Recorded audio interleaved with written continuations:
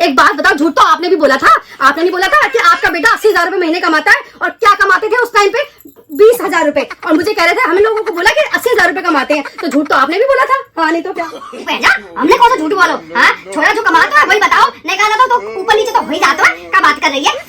ऐसा है बुआ, फाइनली बात है, चाहे ब्लाउज खराब हो, चाहे फट जाए कट जाए, लेकिन मैं नहीं सिलने वाली। ऐसा है, कोई बात ना है, तू ही सिलेगी ब्लाउज। हाँ कह रही हूँ तो चाहे तू कैसे सिल दे, ऊंचे नीचे टेढ़े मेढ़े जैसे मर्जी कर दे, है पर तू सिल दे, बता रही हूँ तो ब्लाउज। मुझसे नहीं सिलाई होती है ना, मैं सिल सकती, साफ सीधी बात है, मैं नहीं सिलूंगी। आप कह रहे हो मतलब कि खराब हो जाए, काट दियो पाट दियो, लेकिन सिलियो तू ही। मैं नहीं सिलने वाली बुआ, हाथ होगी जोर जबरदस्ती तुम्हारी तो कमाल है। मुझे नहीं आती सिलाई करना बुआ।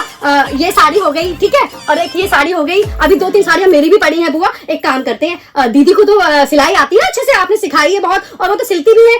अपने ससुराल में नहीं सिलती, लेकिन मैके में तो आके सिलाई करती ही है। तो एक काम करते हैं, उनको बुला लेते हैं, एक हफ्ते के लिए बुला लेते हैं, उनसे सारे ब्लाउज सिलवा लेते हैं। आप भी सिलवा लो और मैं भी सिलवा लेती हूँ। अच्छा बड़ा बात बना रही है, वो कैसे सिल देगी? है ससुराल में कितना काम करते हैं, नहीं को पियर में आ जाएगी तो सिलाई में लगा दूंगा, नहीं को आराम फराम करते करनी चाहिए छोरी ने। बात बना रही है, बुना सिलेगी? तू ही सिलियो, बता रही हूँ तो आता सिलाई, तू ही सिल दियो बढ़िया, बाहर रहने। हाँ मैं बता रही हूँ, बुना एक आराम करेगी ना, वजन पच जाता होगा ससुराल को। और क्या बुआ जी, आप तो दोगली बातें करते हो, हद कर दी। नहीं, आपकी बेटी यहाँ आती है आराम करने, आप उसे काम नहीं करने देती हो बिल्कुल भी। तो घर का काम नहीं कर सकती, लेकिन सिलाई तो कर सकती है ना। हद होगी, आप उनसे सिलवा लेना ठीक है, मेरी बस की नहीं है, मैं कुछ नहीं सिल सकती। हाँ नहीं तो पियर में जाकर बुला रही हूँ कि वो हमारी कपड़ा सिलेगी? है ऐसे बहन बेटी ने बुलाया जाता है ना, क्या बात कर रही है तू?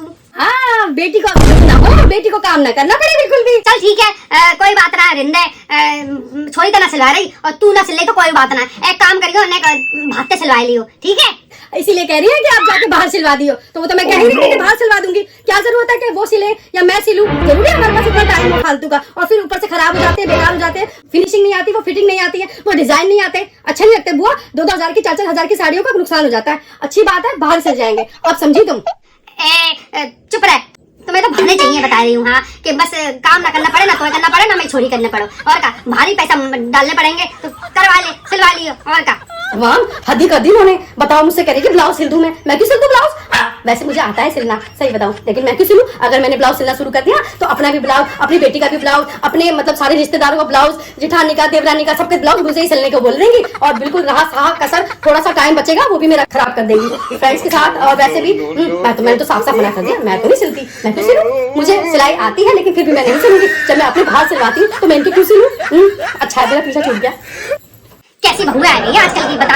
जब शादी करनी हो तो सिलाई आता है, और ब्यूटी पार्लर आता है, कंप्यूटर आता है, और भैया घर को काम आता है, ये कर लेते हैं, वो कर लेते हैं। भैया क्या करे आजकल के, तो समझ लो का जमाना आएगा और शादी में इतने झूठे बोले जाते हैं। और जब शादी करके बहुएं आ जाए तो कछु ना आते, मैंने इतनी काम चोटी दिखाते हैं कि कछु ना आते। बता, अब इतनी 500 रुपया बाहर से दिन के बिला दिन के सिलाई जाएंगे, क्या फायदा बहुन को और बेटिन को? हमें तो कछु ना फायदा, बता रहे हैं।